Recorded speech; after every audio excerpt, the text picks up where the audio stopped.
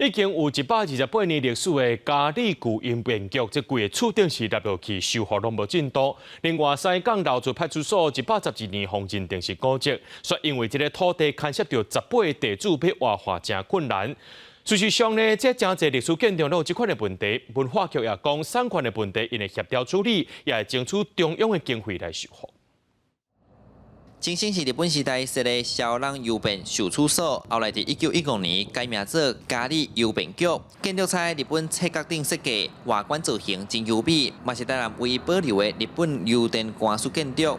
不过，即阵对外观看，厝顶已经立了牛条毛倒落的情形。有民代反映，2019年就启动修复计划，到达也无进展。民代其他办会刊，初步了解是产权问题，目前由邮政协会参电信协会各持一半。电信协会虽然有意愿关键产权和持股，不过邮政协会无表态，并代表示后续会协调。非营利性的一个财团法人，所以每一年我们能够运用的一些资源跟余裕其实是相当有限。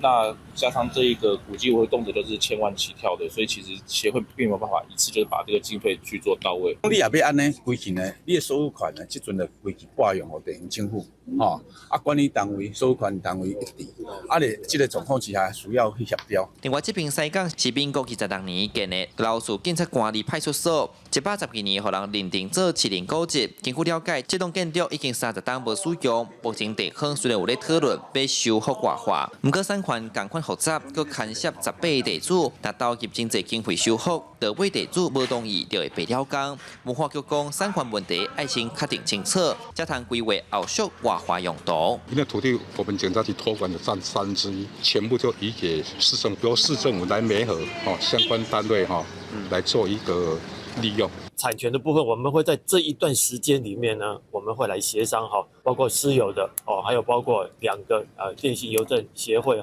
他们之间一个公有产权部分的移拨我们会同步来处理。目前这2栋历史建筑，文化局表示会尽力修补处理。那针对产权部分，市府后续会去调查，那同步启动相关程序，积极向中央争取预算支持。